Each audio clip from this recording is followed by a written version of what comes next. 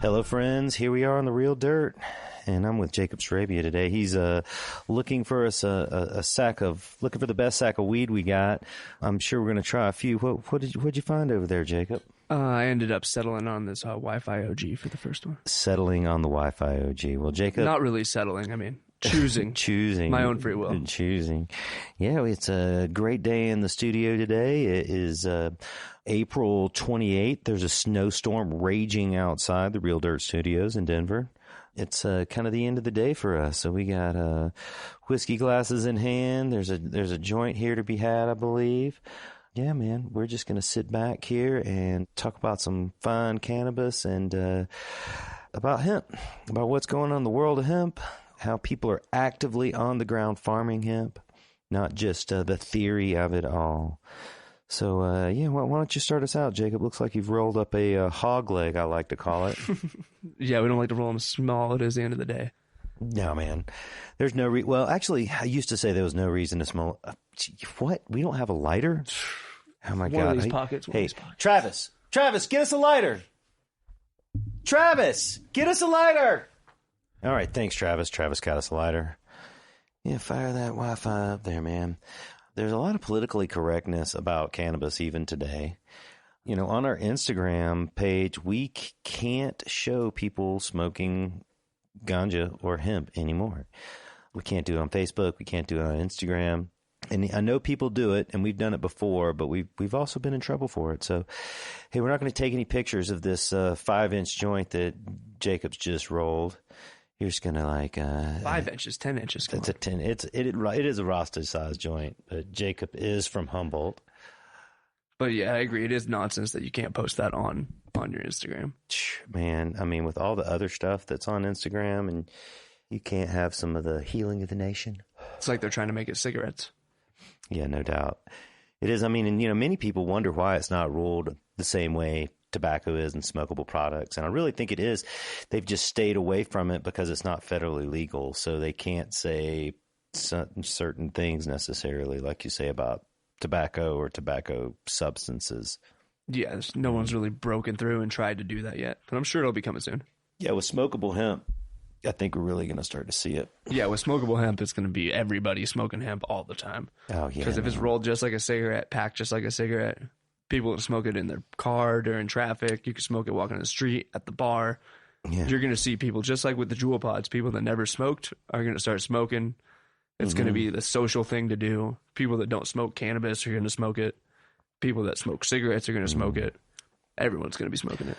And ganja smokers smoke it too. I used to put it down and laugh at it a little bit, but I probably never put it down because you know how I am about all things weed. But I laughed at it definitely the first time I hit it and said, tastes like leaf. I'd smoked this before. And then after like the second or third try, I was like, actually, man, this is really good. Oh, I mean, myself personally, I've had times where I've had a bag of hemp and had a bag of weed and mixed them 50-50, and instead of smoking joints and being blasted all day, at least you kind of a little half and half. That's right, because yeah, we have a policy at Cultivate Colorado. You can only smoke 7 joints a day, and then in an 8-hour day, that it kind of throws it off, man.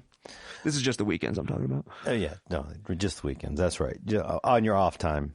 Down on the farm, it's hard to smoke weed all day. We can't all be professionals like you, Chip. Oh, it's true. I do smoke weed as much as I can. Sometimes I don't get to as much as I want, but it's been really good lately, man. We've been smoking that Pure Heart hemp strain lately. I smoked some today. I'll break some out in the show, maybe. Yeah, that stuff was pretty good. It's nice lemony smell. Yeah, actually, limonene. Dude, huge yielder, man. Huge yielder. Yeah, we borrowed a plant from a local hemp farmer here in one of the last episodes of The Real Dirt, and 3-gallon plant ended up being like almost a half a pound. Wow. In a 3-gallon pot. Wow. Indoors under what size light? Indoors under like 430s. Oh, wow. I mean, not 430s. Sorry, that dates me right there. That dates me. 315s. 315s. Yeah, the 430 was one of the first... let's see, come 1999, late 90s, we basically only had 1,000-watt screw-in lamps, right? Metal halide came first, and then high-pressure sodium became after that, and 400-watt HPS, 400-watt metal halide. That's what we were all going, well, wait a second. You're from Humboldt. You know all this stuff. Yeah, air-cooled. Yeah, air-cooled 400s, air-cooled 600s. 430s was a special bulb by Philips, and it was one of their first, like, real promoted to ganja growers agriculture bulbs. Do you remember the 430s? I don't even remember the 430, no. Yeah, they were around for a small while, but the 600s came out right at the same time. And they just failed pitifully. And the 430s, they had like, man, I might get this wrong, but I think they had a 400 and a 250 igniter, or 400. Oh, it was a 400 and like a 100 igniter to ignite the 430. Some two weird in there or something? Yeah, they had two in there. And the 600s had the same thing. It had a 400 and like a 250. So they were lighting, 600 watt screw-in Philips bulbs with 250 watt igniters, like a 400 and a 250. And so they just sucked, right? But they got that shit together, and the 600 quickly took over the 430. But now we have these 315s. That's what we were talking about, the LECs. Yeah, that is the most popular light right now, I would say. A lot of people still doing double-ended. A lot of people liking the LEDs as well. The LECs, though, or ceramic metal halides, the amount you can get per gram per watt is almost unremarkable. I mean, it's unbelievable, man. It really is. They yield just as much per square foot as 1,000-watt lamp. Now, they also cost just as much, if not a little bit more. So your initial build out is a little bit more if you're going to be flowering underneath them. But you get better light penetration. You get UV light. You get everything that you're getting with an LED as well as with a double-ended fixture all in one. I'm a huge fan of them, especially for veg. I love them, man. I love them veg and flower, like however it works. Clones. Because they also, the cool thing about the LEC is that they have two different bulbs you can use. 3200K and the 4200K, is that right? Yeah, 42 and 31. 31, 42. And they have a 10K too, which is like a finishing bulb that works really great right at the end, especially for resin producers. Yeah, right. I've heard people, I've heard us talking about selling it, but I haven't seen it myself. I always forget, it's 3100s the 31 is the flower, a little bit more red flower. spectrum. 42 is the blue, a little bit more blue spectrum towards the white. I would say 4200 is the way to go if you're looking for one bulb to do the whole thing. Many people are taking doing 142 and 231s, putting three of them together.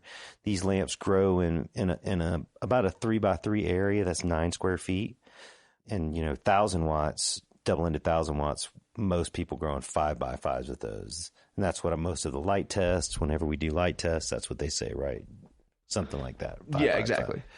Right, so that's 25 square feet, for 1,000 watts. So, I mean, right off the bat, you can see how much more efficient they are, and you're going to light more with less wattage if you're going to do it watt for watt, without a doubt. Watt for watt, yeah, totally. And with veg, they're a less intense light, so you're going to be able to put smaller plants in there. They're not going to have much shock. You see a lot tighter nodes. You see a lot more nodes, bushier plants faster. I think they're the way to go. Like I said, I tried to.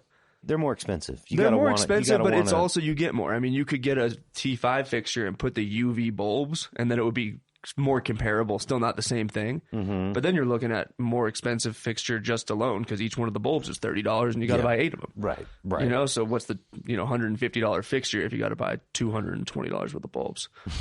And the LEC, well, they say 3x3. I know a lot of people, especially people that are just doing propagation for hemp. They're vegging moms. They're doing seedlings. They're putting them on a 5x5 for veg, and they're no problem. Just for ideal flower, 3x3. If you're trying to retrofit an old veg or pallet racks, anything like that, they are amazing for that. Well, I mean, we saw the one veg room a few weeks ago that was a 10x12 area and had 4 LECs in it, right? That's 120 square feet. Yeah, and had 4 of them. Exactly. And everything was raging. Yeah, totally. You could take 1,000 cuttings out of there right then. Right. So it is really effective, man. But so is that what hemp farmers are buying, though? Are hemp farmers buying those for their propagation? It really depends on what style of propagation you're doing. I think about 50-50 people doing racks, and then also people doing like rolling benches and lighting the whole area. You can fit more on a rack's vertical system, but you also don't need as much light. So we've sold a ton, and the single bulb T5 fixtures are really popular. People doing 2 of them per shelf. You could fit 4 shelves on like the rack you go buy at Target or whatever. 4 domes per layer, 16 domes per the whole rack, 32 bulbs. It's a really cheap way to do it that way. Also, if you're doing, 72 plugs in each thing, it's not a bad way to get 2,500 plants real quick. Yeah, absolutely. And people are also using the LED strips too, right? The lower wattage. Yeah, the LED strips are really cool too. The exact same looking fixture, single bulb, mounts right to whatever you want to. But instead of 54 watts, they're at like 24 watts. So you're using half the power. However, definitely something you want to pay attention to is half the power means half the heat. If you often need to keep the soil temperature, the medium temperature up on cuttings and seeds, you might want to consider that when you're putting all this together, because they don't generate the same heat that a traditional bulb would be. And it's because they're half the watts. Exactly. It's not because they generate less heat or less light or less light, anything right? like It's that. they're half the watts. And I mean, that one strip, that one LED strip does great, but it just doesn't add quite enough heat on shelves. Yeah, on vertical shelves, just vertical shelves, right? But also a lot of, I'm not opposed to it. I think it's not a bad thing to put all your propagation stuff in the same area that you're doing other vegging, so you can use the heat that's there, and you don't have to buy heating mats and all that. So, and the crossover light if you can get it. Yeah, I don't hate on heating mats because part of my job to sell them, but I don't think people really need to use them all too much in propagation if you're doing it in a large commercial facility. Where they're just a pain in the ass. Yeah, they're just a pain. They get too hot. You don't need it that hot. If you have your room dialed in, you should be able to propagate just in any space in your grow. Yeah, absolutely. It is an interconnecting system. And people even buy shop lights, Oh, for sure. Yeah, and the shop lights, it'll do the same job. A little bit less. Definitely would steer towards something with a little bit of UV penetration, especially for keeping pests and bugs down in the equation. Mm-hmm. And if you're going to be doing hemp, most likely you're going out into a field. Right. Love to get your plants a little bit of UV light, used to that before they go out and actually experience it. Yeah, now that's a great little segue there. So let's just start from the beginning on how people do this. So often people start seeds in flats. We'll go into that a little bit more detail later, but they're either on vertical shelves with fluorescent or LED lights, or they have some other HPS light, double-ended light, metal halide light, 315 light that they're vegging these plants or starting these seeds under. Right, but when you take those plants, no matter how big they are, and put them directly outside, you have some problems. So it's better if you can have some crossover light or of a stronger light before they go outside. So yeah, that's a big problem we see people have. They start them inside under fluorescence as soon as they take them outside. Yeah, they don't let them harden off at all. Yeah, right. And they just instantly are sad. And just melt. But yeah, that's the great thing Sunburn. about the ceramic metal halides is they offer that UV. LED also offers UV. So and the intensity, man, you just get more intensity under those higher wattage lights. Yeah, absolutely. Yeah, just going from a dark, it might look bright to you, but as soon as you go out into the actual sun, the plant's going to think a little bit different. Yep, sunburn. Let's talk seeds and clones. Okay. So we are literally selling millions of cells of seeds for seeds and clones right now. If you're in the market, you're having problems getting root plugs, you're having problems getting trays. The inventory nationwide was underestimated. There's also been a slowdown in the hydroponic industry, the grow store industry last year, so people ordered less this year. What types of demand pressures are we seeing? It's been crazy. I've never seen it like this with any product before, just because everybody has planned out that they're going to plant out, 500,000 plants, 1 million plants, 3 million plants, 200,000 plants. Is there a number you hear daily? Is there an average number, or is it all over the place? No, I'd say 500,000 to 1 million plants is pretty standard for what people are trying to plant out. Oh, well, how many acres is 1 million plants? It depends on how many plants you're doing per acre. Oh, right. Totally. 50 acres.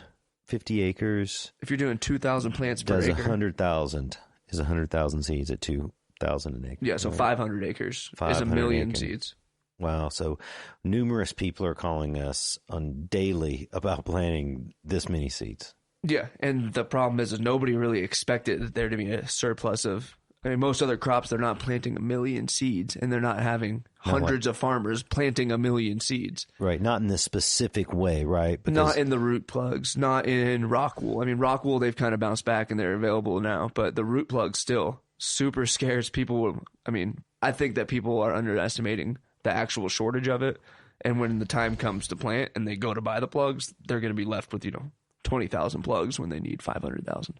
For people who don't know and people who are thinking about it, let's describe the difference between the root plugs and the rock wool and why people buy these products and how they use it. Yeah. So, the root plugs are a peat-based product, usually a peat or sometimes peat and cocoa-based product with some sort of polymer. They transplant super well into the field. You can use them in automated planters. You can use them in automated planters. Yeah, they fit everything. They fit the regular trays you need. They're the best bet to go right into. The rock wool is what a lot of people use on the indoor and the cannabis side, especially commercially. I'm not a big fan of it for hemp just because you're putting this spun rock wool into a field. Harder to get out. It's not that the peat ones are going to necessarily biodegrade, but you're not going to have spun rock everywhere all in your field. You could go both ways. It's back to the earth, bro. Back to the earth. I'd rather do something from the earth back in the earth.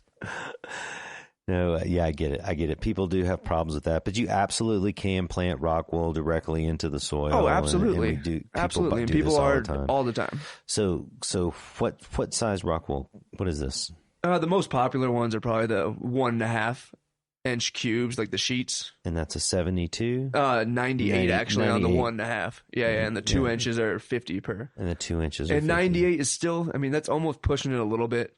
And it really depends on how dialed in your environment is. Mm-hmm. But I personally like the 72 just because you get a little bit of airflow through there. If you're doing clones, you can take a little bit taller clone, get a little bit more airflow, lose a lot less. When you put 96 clones in a 10 by 20 tray, yeah, sure, you're going to get some rot. You're going to lose some. And then as soon as you get a little bit of rot in there, it's just going to spread like wildfire. So the 96, that's preferred for seeds. I would say the 96 is definitely preferred for seeds because you're going to be able to put more in there, but they're also not going to be as hardy. They're not going to be growing as close together as big. Each plant's not going to take up as much space. And these are just flats, no cells. No, these are with cells. So this is a 10 by 20 bottom flat with a 96 or a 72 or a 50 cell that you would put your medium into, whether it be rock wool, whether it be soil, or whether it be a peat plug. So you have to buy a propagation tray, you have to buy a cell tray, and the propagation tray can fit many different configurations. The propagation tray is just like your base, and that's the one that, depending on your situation, if you have trays, like say you have long 4x8 trays, or you have long irrigation benches or anything like that, you might not need the bottom tray. Although when you go to move it to the field, you're definitely going to wish you had the bottom tray because that other tray is going to start falling apart on you. Yeah, absolutely. Get the sturdy bottom trays. Yeah, so the bottom tray is basically a 10 by 20 black tray. You can get them with or without holes. People do both. Most people do without holes just so they don't have water leaking all over the place.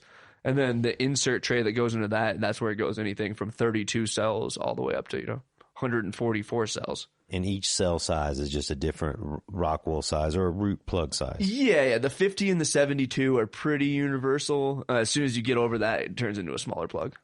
On the root plugs, these peat plugs, they look like a cone. They look like a cone, exactly. Right. They look like one of those little pieces of dirt you see when somebody comes and tills up your lawn right before summer. Right. It pulls up all the little plugs. It looks exactly like that, but it's squishy like a sponge. They come moistened. Mm-hmm. You could plant a clone or a seed directly into it. Whether it's the rock wool or the root plug, you take it, you insert it into your cell that goes into the propagation tray, right? So yeah. So you did basically the plugs come in bulk. You get 1,500 per case generally. So you go and you have somebody filling up all your trays, plugging up the inserts, putting the insert tray into the bottom tray, and then a whole nother crew of people just potting them up with either your seeds or your clones, whatever it may be. Right. And then after that, it's just throw a dome on it if you're in a place where you need high humidity. If you're popping seeds, you're definitely going to want a dome unless you're in some dial situation that you can actually control everything. Humidity is high. Yeah. Right, which has been getting really popular too because the price of domes is crazy. It's just plastic. You end up throwing it away. No more Plastic Island, bro. No more Plastic Island. And then the other way people do it, but it's not as popular, is buying the cells and then putting cocoa fiber or some sort of potting medium in it. Yeah, it is probably the least popular, but I mean, I've grown hemp personally, and I loved that. I thought it worked great. I did a cocoa peat perlite blend, filled up the cells. Took a little bit longer for them to root, but once they did, they were blasting off. Yeah. And in a last ditch situation, I know it's a lot easier to plant into a plug, but I mean, if you absolutely have to, it's not the worst thing in the world. We've got a propagation tray, so I soak my rockwool cubes in the trays, right? Yeah, you would soak your rockwool. Yeah, you have your to soak rockwool your in the rockwool. trays because the rockwool comes dry. I like to pre-soak the other ones too, the rapid rooters. By the time you're going to go and plant them, a lot of times they're dry. Do you pre-soak them, the rapid rooters, in the trays or before the trays? You could do it either way. If you're doing it large scale, probably best to do it beforehand. Just pre-soak a bunch, right? But it's not terribly hard. And probably rockwool as well. Yeah, probably rockwool as well. Except for when you start pre-soaking them like that, you got to pre-soak it in the tray with rockwool. Because otherwise, it's going to break on you on the way to the tray. Either soak it and then break it all up and soak put it in your a pH cell. balanced Colonex solution, any sort of rooting solution, B1 vitamins, Super Thrive, something like that. Something to give your plants just a little tiny boost. And then, after you do that, plug up your insert trays and ready to start going. And if it's rockwool, you want some type of a synthetic light nutrient. We always promote Cutting Edge.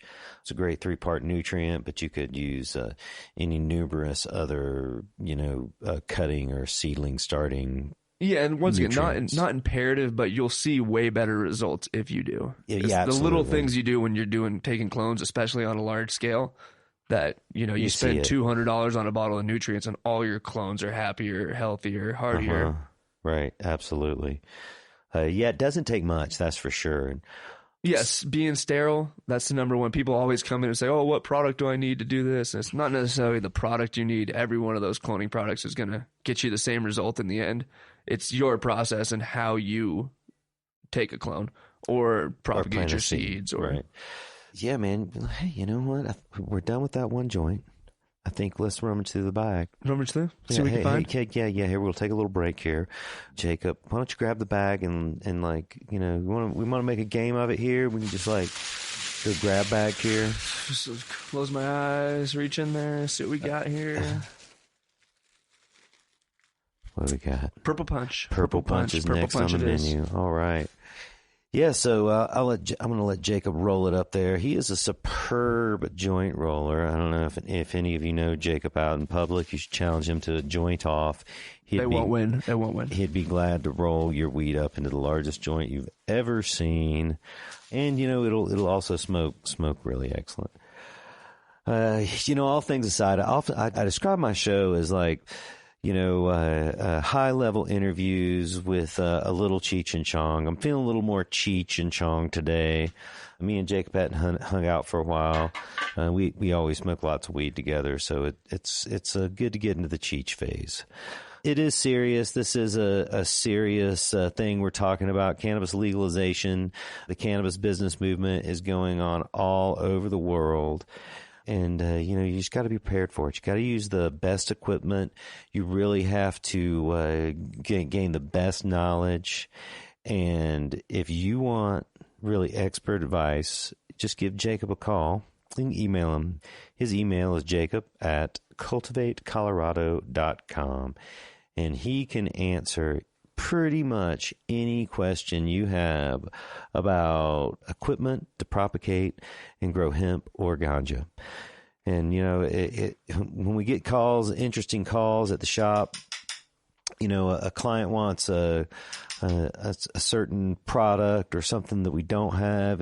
We always have this great water cooler talk or picnic table, because we have this big picnic table in our break room.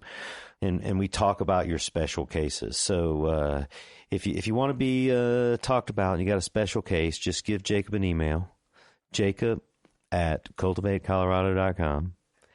And we'll help you out, man. Yeah, we'll come grow with us.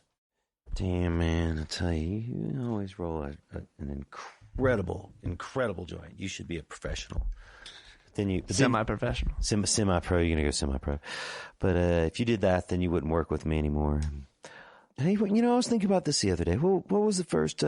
Jacob's been working with me forever. What was the first job? Probably first job, probably de-leafing. De-leafing. Probably de-leafing in some greenhouse. Yeah. we won't say how old you were. So maybe some watering. There's a lot of jobs in there. All kidding aside, Jacob was one of my first employees in 2009 at Cultivate Colorado. Our first store was in Wheat Ridge, Colorado, and I'd just really gotten Royal Gold started and rolling at the time, and Jacob was graduating high school. Was like, fuck yeah, I'm going to get out of town and go to Denver. That was the move to make, without a doubt. Oh, without a doubt, dude. It was, I've been chasing the ganja for most of my life, and Denver has been really, really awesome. Oh, when it kicked off too, I got here in 2009. That was even late. It was still amazing, even coming from Humboldt.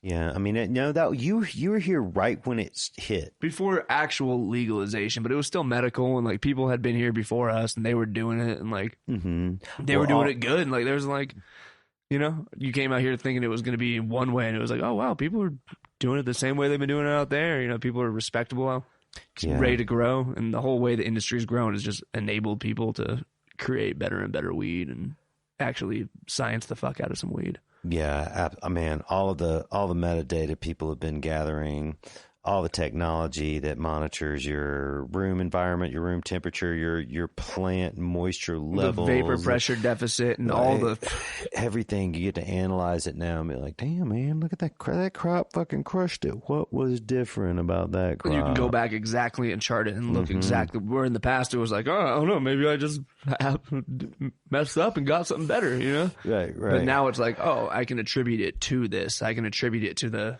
higher humidity and temperature dialed in when I need it to be, and everything. Because previously too, and still today, ganja growers they're fishermen, and it's always I got a fish this big. So when someone hits a high hit in the past, when they hit high yields, like that was their like high yield, and everything else was that same yield, high or not. And you still get it today, but now they're like people waive the proof.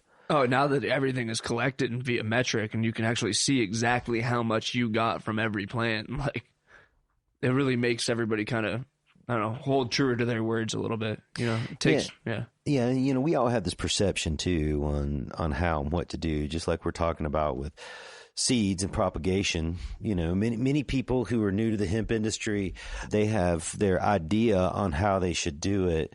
And, I'm sure there's some awesome innovation, and that's how we get to, better places in the world. But really what we see and promote at Cultivate Colorado is when we see trends, when we see people doing it one way, they get success. Success breeds like, more purchasing of the same equipment. Success breeds success. I mean, if you try one thing and it blows what you were doing out of the water beforehand, why would you ever go back to the original thing? Wow, that purple punch is good. It tastes great, man. It doesn't get me that high like, some first OG thing Saturday Kush morning, it does great. Oh yeah, absolutely. It's a great social smoker too. Oh yeah, that's great. Talking about conventional planting methods. Yep. And absolutely, you can just put some soil in some cells and they will plant. Your seeds will sprout, and you'll think they do fine, and they will. But we're just saying that most people use rock wool or root plugs of some sort because they're really easy to handle. They pop out of the cells easy. They plant in the ground They easily. go right into the automated planters, which is a huge thing. I mean, last year I saw people that were trying to get creative and save some money here and there, and then they went to go and plant them, and it was a nightmare. Yeah. And I mean, we've seen all types of really like interesting ways to handle it. Wagons on the back of tractors with seats on, old bicycle type things, and just like riding on the side of trailers real slow, and people just, plan out the seeds, the plantlets. Yeah, someone's packing holes and someone's flacking pants. Yeah, we've seen like the most professional operations that's completely automated with planting wheels. that lays down your irrigation, your mulch, puts a hole in the mulch, and then plants the seed in it, the plug in it, all at the same time. Does everything for you. Does everything for you. Real simple. All you got to do is take the plant. All you got to do is take the clone, get it to the machine, operate the machine, which isn't necessarily the easiest thing all the time. Yeah, no doubt. And you can hand plant out acres and acres of weed by yourself, with a crew of people. You do not need equipment necessarily. If you only have like 10 or 20 acres, man, you can pretty much just do that by yourself. You can walk it. You can have a vehicle, a quad with a trailer, or just a truck, pulling a trailer. Like, there's all kinds of ways you can do it. Oh, and I don't even mean to jump in, but I feel like I do have a little firsthand experience a little bit. Jacob is a hemp farmer. We did a little hemp farm last year just to experiment. We wanted to get our hands on all the products we were selling and everything that we were using, just so we can kind of know a little bit about it, a little bit more knowledgeable, leads to a little bit better end result. And yeah, we planted 2 acres by hand, 2 people.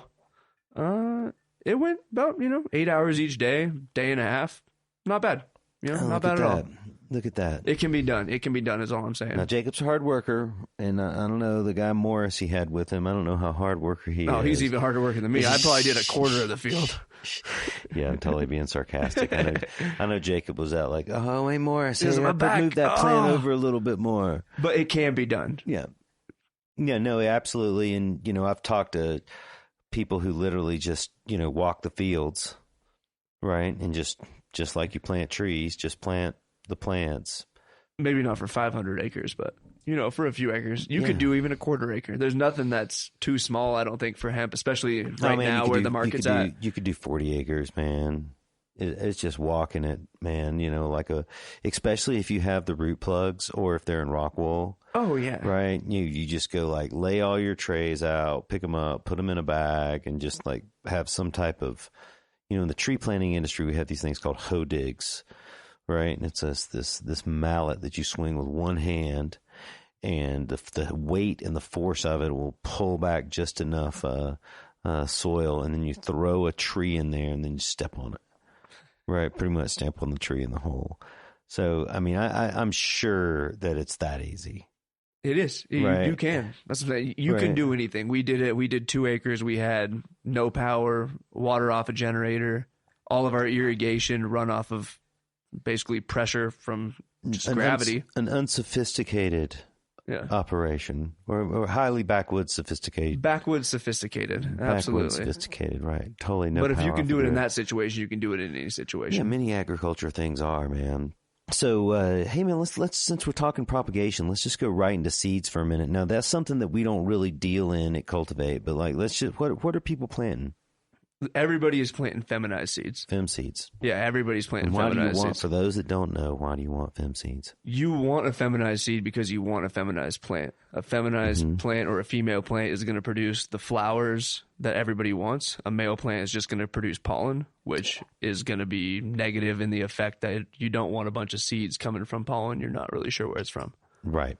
Now, people do plant traditional seeds. Absolutely. Right. And they just either don't care or they pull the males out. Or they're going for fiber, or they're going for seed, or there's many applications, but the most of the hemp farmers today and everyone that's kind of jumping on the rush is looking for a feminized plant, whether it be seed or a guaranteed female clone.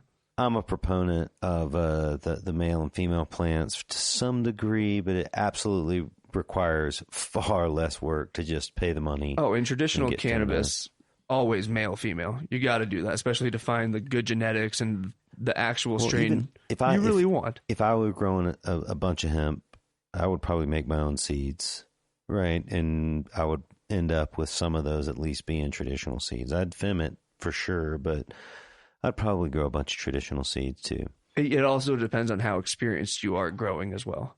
Sure. And it also depends. I mean, there's so many different factors that go into it. We talk about it in our shop every single day with people that, even though it may be a feminized seed, is it guaranteed feminized seed?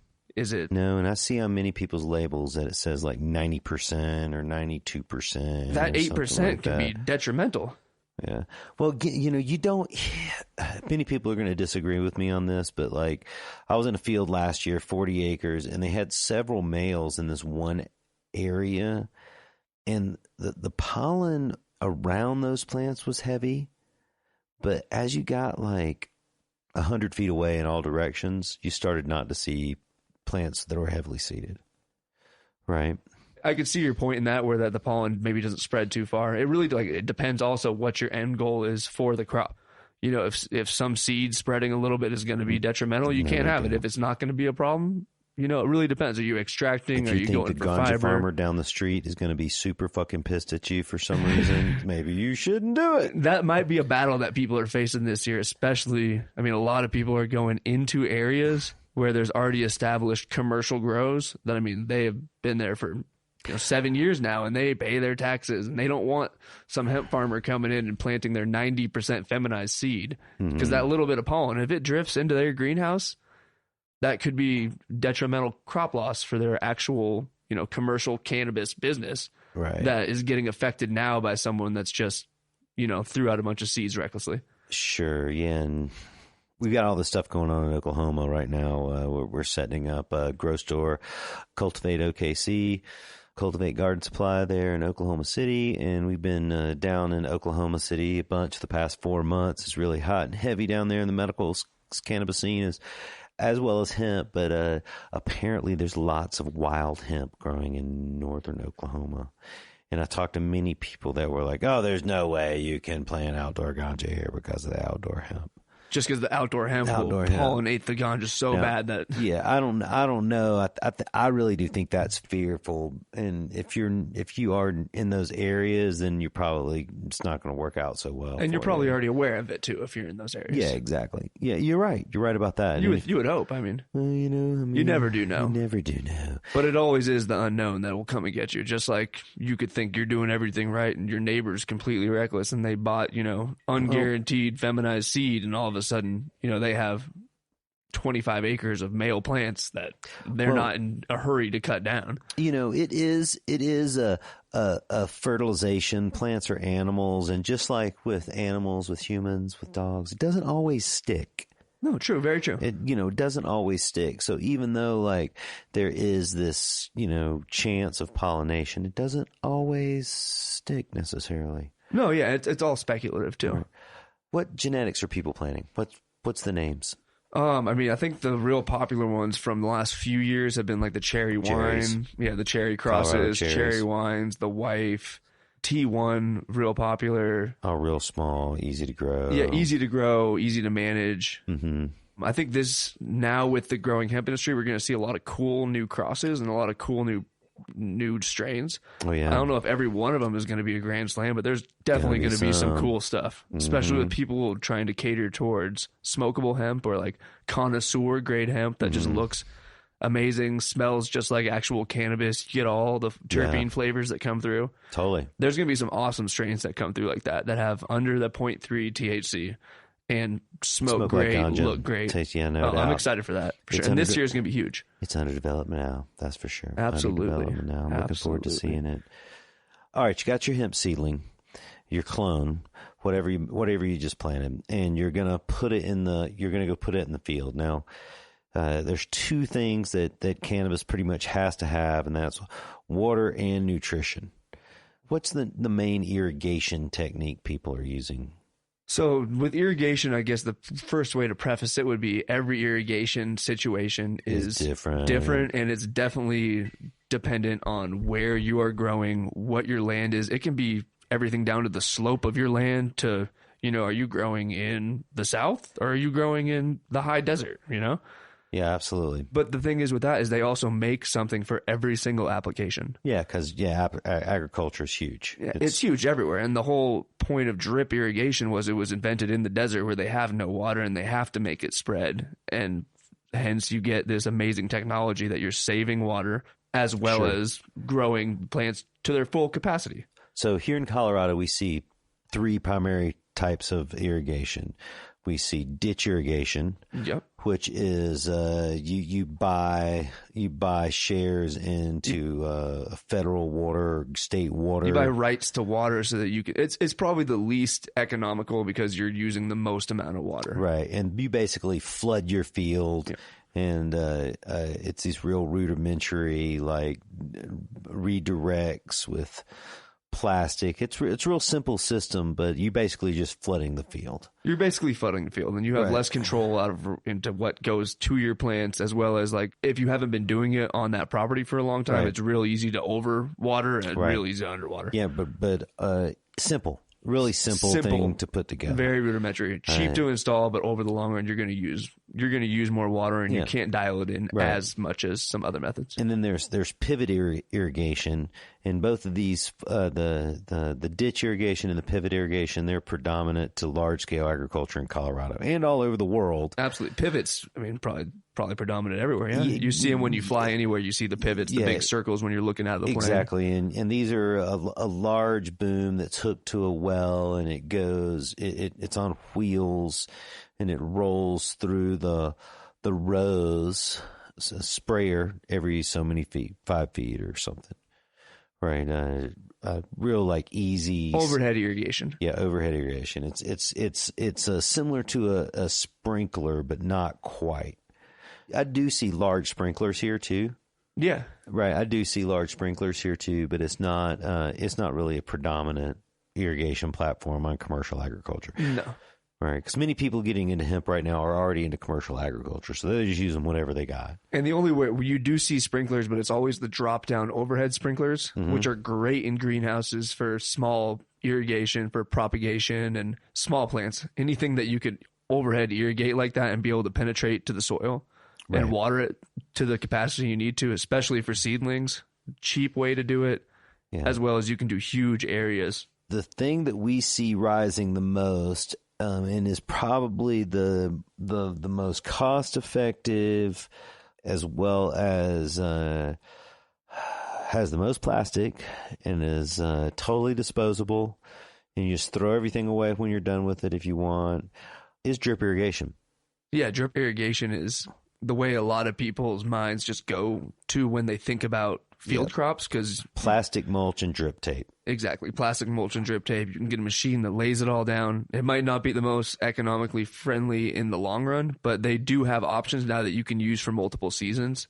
You don't have to throw it away every year, but it really is the easiest way to just propagate in straight rows. Yeah. It lays down easy. You can plant your plants directly into it. Totally. Now, I mean, we're just talking plastic mulch, and this is a white-black mulch. In the simplest form, you just have a mound that you cover with plastic mulch, a plastic sheet, basically. And then wherever you want to put a plant, you just poke a hole right in the plastic. When you put this plastic down, you also put in drip irrigation. You put in drip tape. Yeah, so the drip tape really is dependent on what type of soil you're going into, and how fast you want the water to spread in there. So they have everything you could imagine in drip tape, from spacing, 8 inches apart, 12 inches apart, 36 inches apart, 48 inches apart, to, 0.8 gallons per hour, to 0.11, to whatever you could think of. And everything's going to be dependent on how fast your particular ground is going to absorb water. You really need a professional to plan this out for you on a large scale. Absolutely. Now, after it's planned out, you can put it in yourself, or like hire a team of people to put it in, but you really need a specialty. I mean, we don't even do that in house. No, right? we sell still all the have equipment. Yeah, we work with companies just like Netafim that would be more than happy to help anybody that's looking for information on this. Yeah, because every single application, I can't stress that enough, is different. Absolutely. And what works for your neighbor might not work for you. Yeah, absolutely. If you're interested in plastic mulch and drip irrigation, it's also, again, you can contact Jacob. It's a service that you absolutely want to be designed out for you. It's not that expensive. And then you can put it in if you want, or you can hire somebody to put the stuff in. Right. And we sell all the equipment, but we don't install it. We always find like local installers, or, work with major people that do that on the daily. manufacturers. Yeah. And they'll literally like come in and put down 40 acres in a day. Yeah, and they are experienced in doing it. They know all the parts. Right. They know how everything works. I mean, it's it's easy to understand how it works, but once you actually go and start laying it down, it can get a little bit more difficult. Oh man, we're on our bottom third of the episode here. I think we should do another grab bag. Okay, another grab bag. Yeah, grab bag. Let's see what else we got in here. Oh, here we go. Rummaging through. Many people listening to this episode aren't really familiar with ganja or marijuana. You probably don't smoke it. You might know your kid, your nephew, somebody maybe you did in high school. But it is the same plant as hemp. And there's really only one difference. Marijuana, ganja, it just has THC in it. And of course, hemp doesn't have it. It has 0.3% CBD. 0.3% THC or less makes it hemp. I hope our rampant ganja smoking doesn't offend you. If you're a hemp smoker that's not associated with this, if you're just into it for the economy of it all, there's nothing wrong with that, but hey, at the end of the season, when you see those beautiful buds glistening in the sun, just think about pulling one down, drying it out, and rolling it up. Just, enjoy the fruit of your labors, brother. So what'd you decide to get there? We got gelato. Do we have gelato over there? Yeah, gelato. Oh, shit. Well, awesome, man. Roll up the gelato. In process, brah. We see most people growing hemp outside, but we also see it in greenhouses and indoors, and people doing it all types of ways. But primarily we're talking like outdoor agriculture, and they're growing this hemp for extraction. Some people are growing it for smoking, which I think is a great thing, but extraction. And it's all types of extraction people grow it for. They grow it for crude extracts, to put into edibles and kind of unrefined products. And then they have more distillate type products, which is a crude oil that's been like distilled just a little bit more down. This is the most simple way to explain it. I'm no chemist, that's for sure. And then they have more pure products that they call isolate, where they isolate the CBD compound. There's also people that are making water extraction with hemp. There's people that are making really high-end fresh frozen butane extraction with hemp. There's more than one way to do it, for sure. It's just, where your market is. As always, it takes a buyer and a seller to make economy, and you can have the best idea, you can have the best product, you can make it for the cheapest, but if you don't have someone to buy it, then you don't have economy.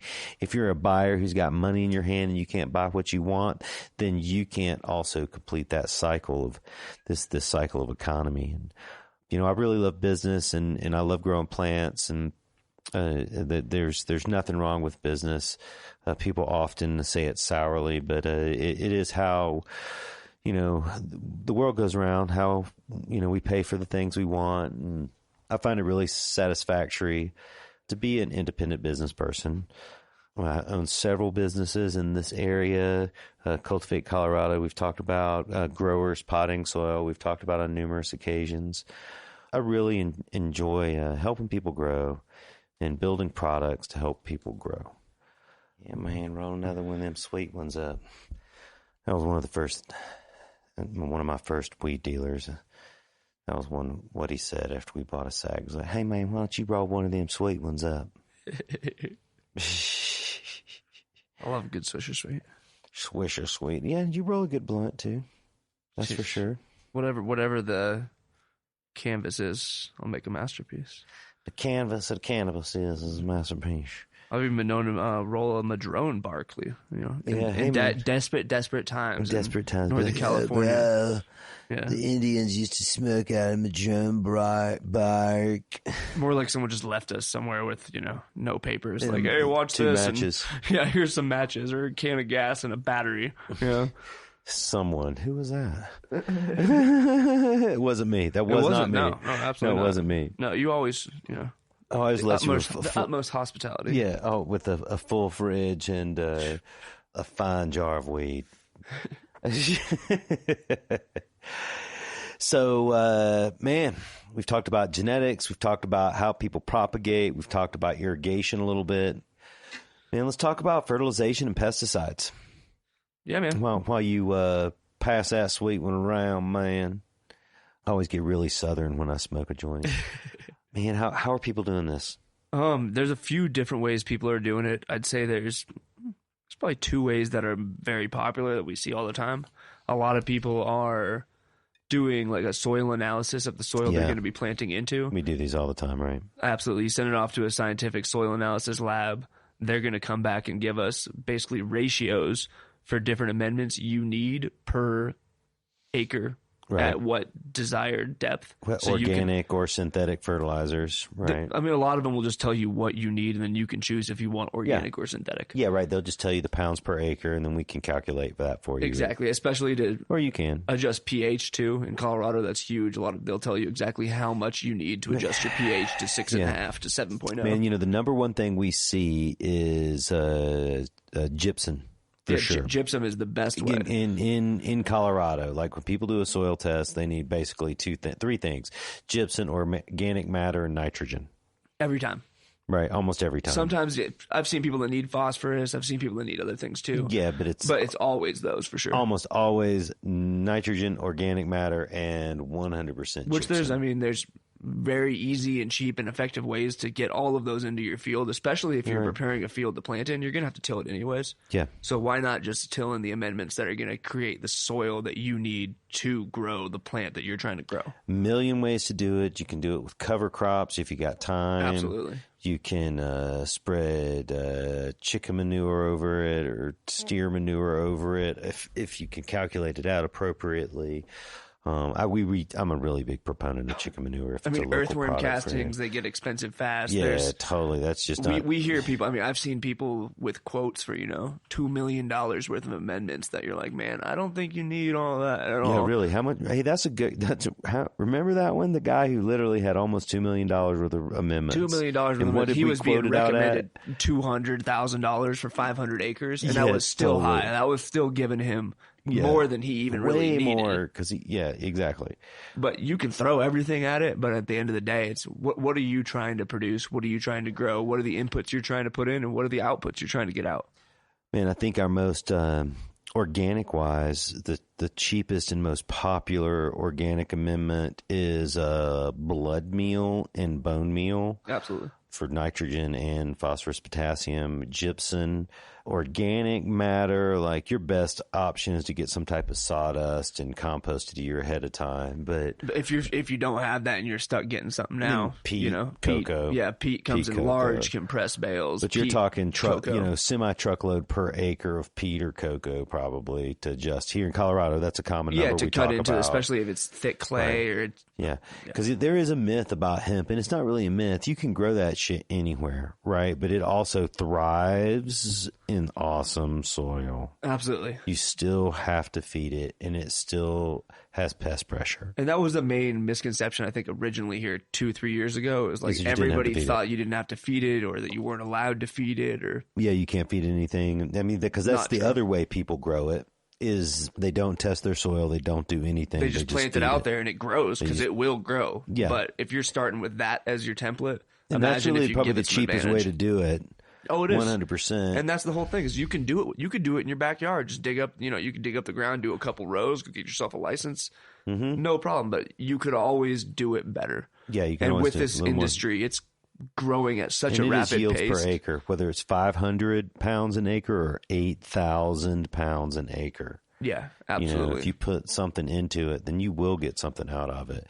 And even the guy that was going to put $2 million worth of amendments in it, he'll still make money. He's still going to come out making something out of it because right now it's a free-for-all, and the more you could plant, the more you could sell. Yeah, totally. Kind of mentality. Not to say that that's 100% true, but that's the mentality of the market. Well, what's the price per pound of hemp right now? I think right now it's kind of the off season because everyone's sold. It's back up to up. 40, 50, maybe up to $60 for decent extractable hemp. Yeah, because everything everybody has left right now is brown frown. Yeah, mm-hmm. Or it just never was worth a shit in the first place.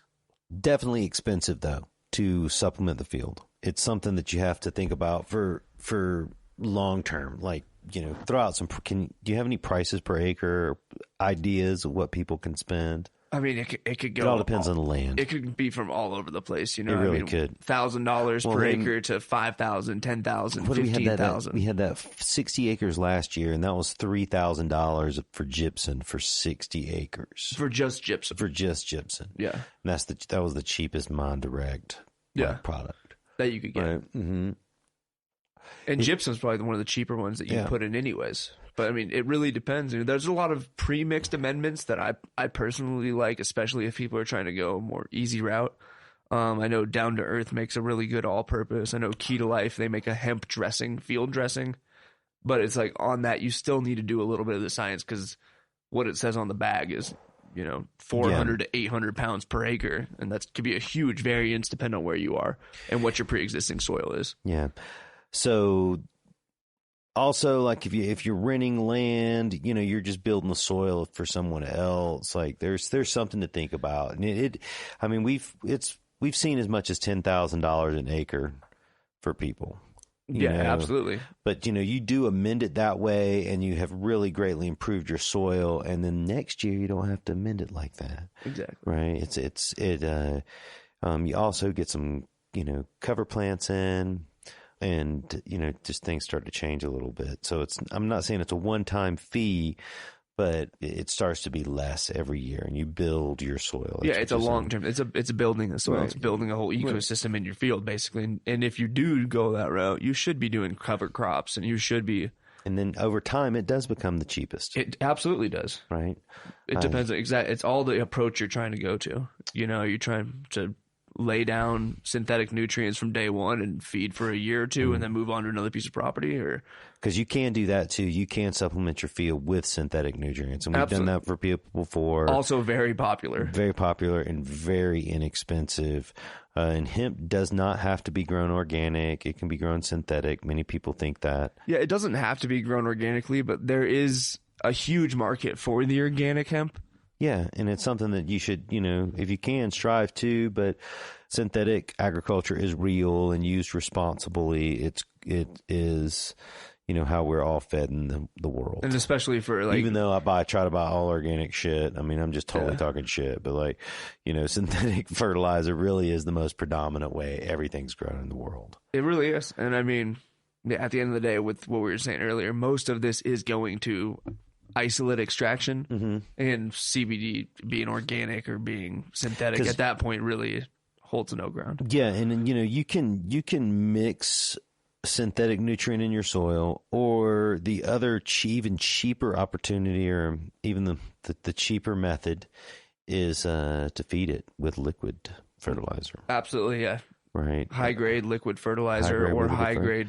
Yeah, and powdered fertilizer. Because it really doesn't cost that much. One of the products that we promote, it's a powdered nutrient. There's 2 or 3 different phases of the product. So you use one at the beginning, one at the middle, and one at the end. But it's literally like 5 pounds an acre. I don't know. I'm just sitting here doing the math. I think that could mean something like $15 an acre. Yeah, it's right. $40 for a 25-pound bag or something like that. It's exactly. cheap. $15 an acre to feed it, and so you got 1,000 acres. You feed it for $1,500. And that's something you also don't need to feed every time. So it's, you're feeding weekly, maybe. Yeah, 100 acres, $1,500. Yeah, and you would I think feed it like monthly like that though. Yeah, not even weekly. Yeah, monthly like that. I can't remember what the instructions are, but their new instructions just came out. But if you're interested in those powder nutrients for hemp farming, man, that is one of the cheapest ways to go, man. Holy hell.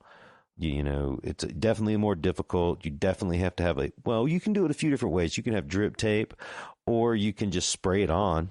Yeah, spray it. You can absolutely spray it on till it even, before you even plant. Yeah, you can spray it on, on the back of your quad or truck and just ride through the field. You can inject it easily into any, sprinkler system or drip system, right? It's synthetic and nutrient. So, man, I mean, inexpensive, right? Really effective. And, speaking of spraying stuff, is like you can spray organic product like fish emulsion and kelp. Oh, really amazing. Inexpensive, really, to give by the acre. Especially on your young plants. I mean, I don't think there's anything better you could spray on your young plants than kelp or fish emulsion. Yeah, totally. It's just, the plants love it. Yeah, and, kelp, fish bone meal, and fish emulsion or fish hydroslate, like those three things, like really are some of the cheapest and easiest way to grow organically with liquid or supplemental fertilizers. Yeah, I think that's the main thing to take away from it, is that everyone thinks they're restricted in what they can do. And yeah, they're not. You can do it anyway. You can do it anyway. Yeah. Totally. So most of it is outdoor, but there's some greenhouse and indoor stuff there's too. Some greenhouse and there's some indoor, but that's growing rapidly, and people that are transforming old nurseries into greenhouses and old chicken farms into greenhouses and goat farms. Yeah, and people are actually growing more, like we said earlier, high-end hemp flower, and people are focusing on more breeding projects that you don't necessarily have to do indoors, but are a lot easier to control indoors. Yeah, totally. That's probably almost all hand watered or drip irrigation. Probably drip irrigation. Right. Most likely, pressure compensating buttons, something like that. One main drip system. Containers of some sort. Containers at some point. What's the most popular setup we sell? It really depends on what, if you're going for something that you're going to have a sea of green that you want to pull 500,000 clones from. You're going to want some sort of probably 4x4, whether it be pot with cocoa or cube. Sea of green style, pack them in as many as you can, get as many clones, as many tops as possible. Right. More tops, better clones, and better people propagation. Are growing in containers usually when they're in greenhouses and not in the ground. And not in the ground, absolutely. You're growing in containers, growing on rolling benches, which are amazing because you can maximize all your space. You no longer have to account for an aisle that's permanently there. Oh, yeah, man. You can move benches. it side to side. Incredible. You can basically have a sea of green full of whatever you want. Right. Which is also why I like the drop-down sprinkler irrigation for especially small plants. Yeah. After a clone, as soon as they have a root, boom, all the way up through early veg. I mean, you can drop down irrigation sprinkler on that thing and save yourself a ton of time watering. And in terms of cost, very inexpensive to set up. You don't have to be any sort of pro to set that up. A quick 15-minute talk and a little diagram, and you'll be off and going. We've been selling lots of growers. Oh, yeah, the growers' high porosity soil has been huge, especially amongst hemp farmers. I was a little surprised about it, actually. But these seeds that people are planting are expensive. It's a really high-value product. Absolutely, and the thing with a lot of potting soils is they do hold a high nutrient charge, and sometimes it could be too high, and it could burn a seed right from the beginning. Or you could have the seed pop and suffer right away, or a plethora of different things. But whereas the growers is neutral. The grower is completely neutral. There's nothing in there. It's a little bit more high porosity, holds a little less water.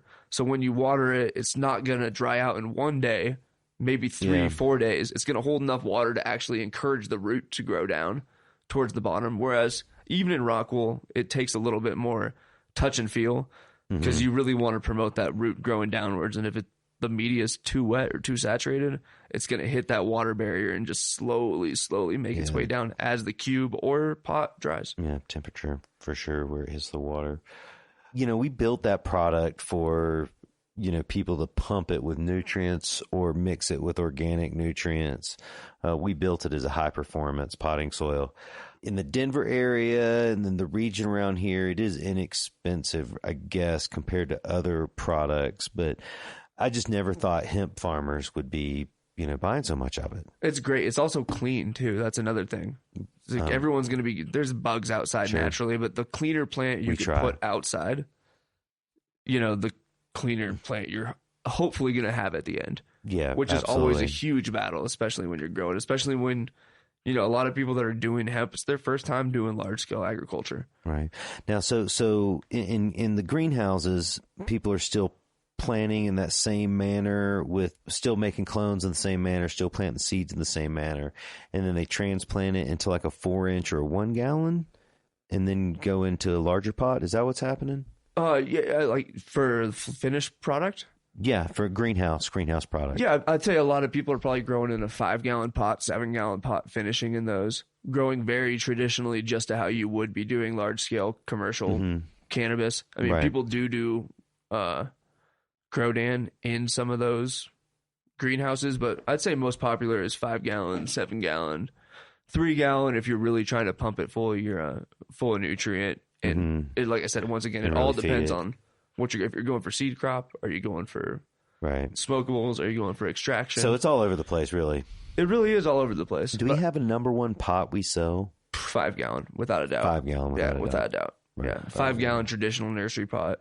No matter who it is, hemp or ganja. No matter who it is. Yeah. I mean, 1 gallon we probably sell the highest volume because so many people have to use a 1 gallon pot. Right. But in terms of people flowering, I'd say 5 gallon.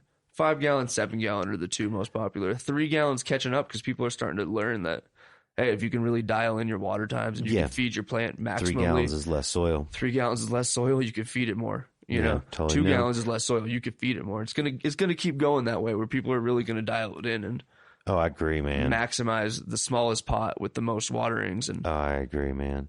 Man, when you get those pots really like root bound too, you're able to just pump it. Oh, you can't feed it enough. You know, and you get those soilless mediums becoming like really hydroponic style producers. Oh, 100%. And I think people are really starting to change the way they look at it, because all the time we have people that are feeding rock wool or something, they start feeding cocoa in the exact same situation. Doesn't quite work. And it doesn't quite work. But once they finagle it just a little bit, they're getting bigger yields, or they're maximizing more off of less. They're being able to reuse the pots instead of throwing the whole cube away. Now, do we have? Is there a nutrient that most people are buying? The hemp people that most people are buying for that, or it's just all over the place? It's all over the place. But it's also something that, I mean, this year there's so many more people growing hemp. And the way people are kind of planning their whole schedule has been sporadic. So I don't think a lot of people have even thought quite about like, oh, what am I going to feed this? Right. A lot of people just hopping right into it. They're hopping right into it. And the first thing they think about is, hey, I need to start doing clones, you know, or I need to start popping seeds, or I need to do this. And then the whole thought of once it goes into the field is like, you know, there's an idea behind it, but it hasn't been executed yet. So of course it's going to work 100%. Right. So, man, you got a hemp farmer success story you could tell me? I know out of the hundreds of customers that we have, you got like a customer you know of that like you've seen do well, or you've seen like, you know, struggle. You got a story for me? I mean, out of everybody, I'd say I haven't seen anybody fail 100%. Okay. You know, I'd say a lot of people are able to manage. It's a new industry. A lot of people, myself included, I've never grown a field crop before. So, of course, it's like I want to think, since I've been growing weed for so long, that I can just jump right into it and I know everything. And you jump into it with that mindset and it slaps you right in the face, because, I mean, just me personally, right, when we first planted, we thought we were planting out late our first hemp crop, you know, middle of June, almost June 22nd, something like that. Day after we planted, terrible hailstorm, everything dies. You know, everything, almost everything. We're left with a, you know, 3/4 acre out of 2 acres that we planted. Right. And it was right from the beginning, you know, like, oh, that was the one thing of course we didn't see that coming. And everyone's saying, you got to be out right after Mother's Day. And, you know, we're out 6 weeks later and everything still dies. Yeah. So it's like, it's right from day one, it was like, oh, okay, this is going to be different, you know?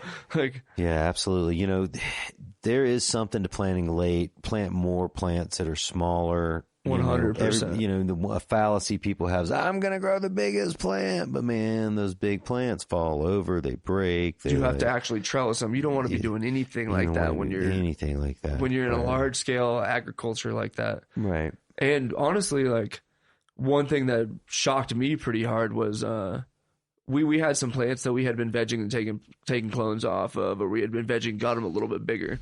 The plants that we put in the field larger ended up the same size as the plants we put in smaller. Totally. And you put all that energy into it. We put all that energy into everything and thinking we were so smart and we're so off. And then you put it in there, and the plant that you put in at 8 inches ends up 4 feet. And the plant you put in at 2 feet ends up 4 feet. Right. And you're like, okay, maybe there's something to the 8-inch plant. And totally. There's all kinds of strategies. But in my opinion, like if you have a 12-inch clone or a 12-inch plant, like June 21st, like that's about like as big as you want to get it.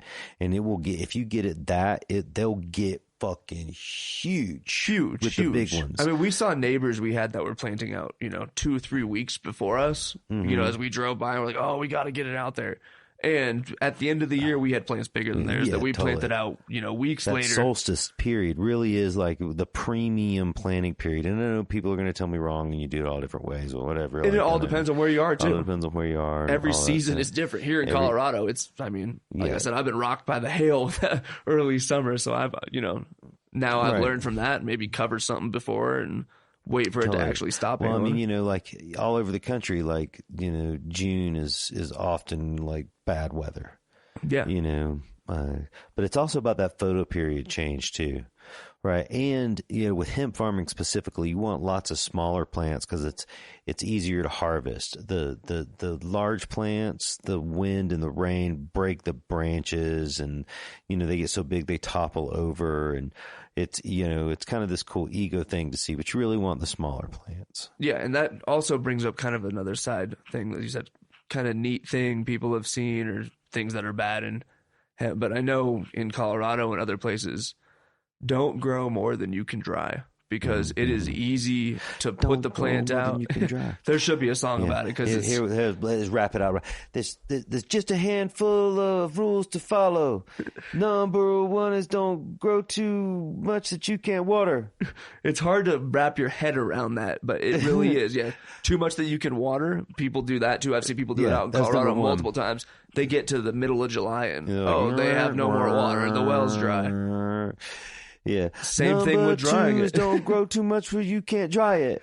That is another big one that, I saw out here in Colorado. Huge. You can dry it in the field here if you're lucky. If you're lucky, but that's the whole thing is if you're lucky. The weather can change on a dime. And you can have 4 days where it's sunny and you can cut it down and dry it in the field, and then 2 hours after you cut it down, it's raining. Cold, 50 and then degrees. Right. Then you're in a world of hurt. How are people drying it? Big steel frame buildings. You can do it very primitively too. You don't necessarily need something with 4 walls. And ideally you would, but if you're going for extraction, you can have a big open frame building as long as you have something to protect it from getting rained on, from changing humidity back and forth, from totally. Just getting to completely destroyed in the elements. Because right. like I said, you could dry it in the field, but then you're putting a whole lot on a could. Yeah, totally. At the end of, you work for 5 months just to cut down a plant and lay it in the field and hope it doesn't rain. Yeah, there's all types of kilns and whatnot. But the speed dryers, the technology behind that is awesome. Yeah. People are going to utilize that to its fullest capacity. But right. And harvest techniques, some people freeze it and extract it right then, right? Oh, 100%. Right? People are doing fresh frozen. Yeah. Yeah, there's green extraction where they just cut it down and extract it right then. Yeah. Right. There's many techniques, but the most predominant one we see is people cut it down and let it dry in the field for a couple of days, and then they fill their hot barn up with and dry it at 90 degrees, 100 degrees temperature. Yeah. Right, and then move the next wave in, break it down. And that also is something that I've seen people in the past not account for in the beginning. Because they put all their costs into, this is how much it's going to cost us to produce the hemp, and then they get to the point where it's produced and it's like, we need this much area to dry. You have 50 acres all of a sudden. You can't just go put that in a steel container. Yeah, no doubt, man. And we've... you can. You just need a couple. You need multiple steel containers. And all of a sudden you got 50 grand in steel containers. When you're on the hustle is on the hustle to dry it on a large scale like that. To dry it in stages, so to speak, right? If you can... cut the plant down, get it semi-dry, and then cut the buds off of it, and the buds will dry significantly quicker, right? It takes a little bit more labor to bud the stems when they're green. When they're dry, they come off a little easier. And there's a lot of machines now that are automated, like the mother bucker and stuff like that. Or there's stuff you can make even. 100%. If you're creative, you can, cut a bunch of holes in a wall and just pull them right through the wall. Yeah, no doubt, right? Yeah, there's a bunch of ways to do it for sure. We have talked about propagation. We've talked about genetics. We've talked about planting the seeds in the field. We've talked about the 3 primary fertilization techniques. We've kind of gone into harvesting. This has been a really good overview of how our customers are doing it. Yeah, I'd say so. I think we touched a little bit on basically everything. there's so many people that ask us these questions almost every day.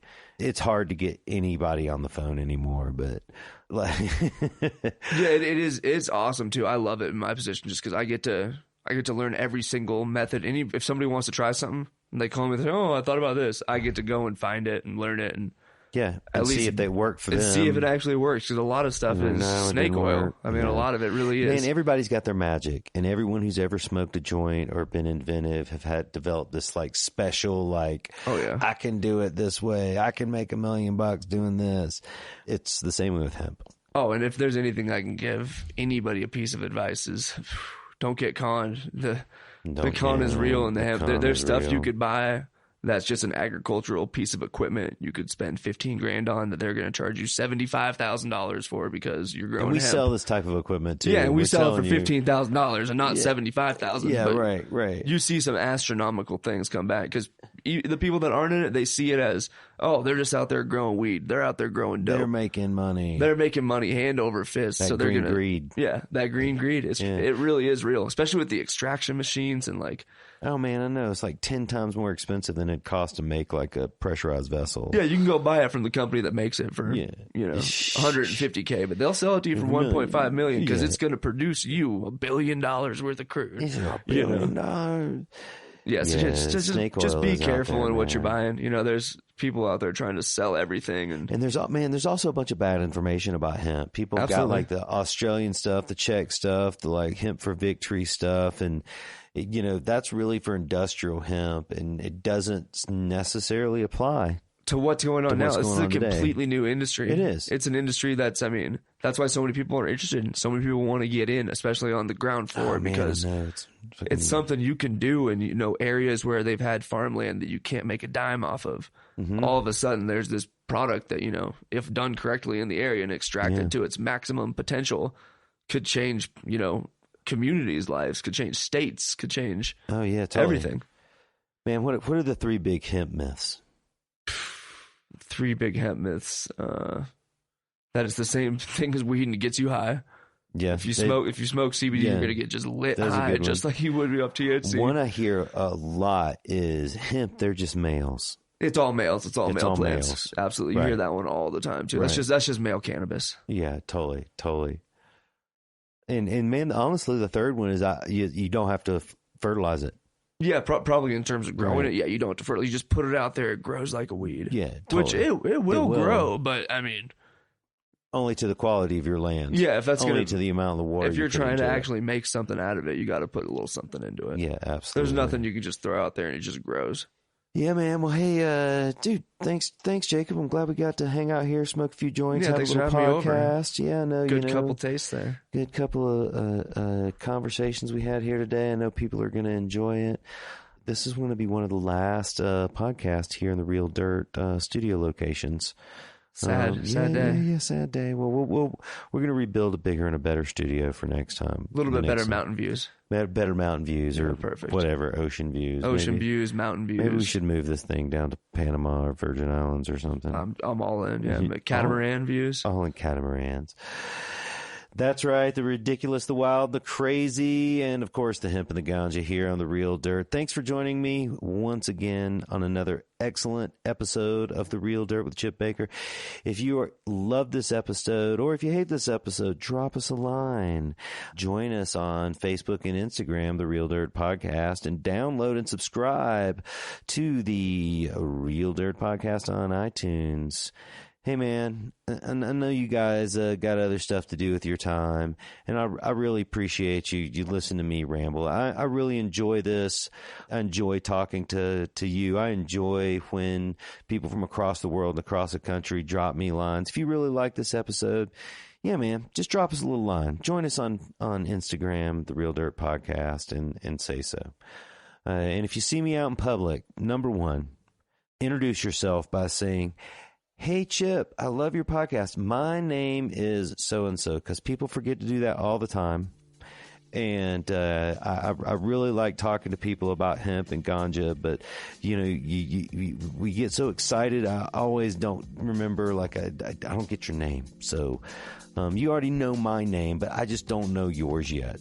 So definitely say, hey, Chip, my name is, I love your podcast, or that thing you said about ganja, fuck you. I'll even take that conversation, but, we'll end up smoking out. So love you guys, man. I really appreciate the time. Real Dirt.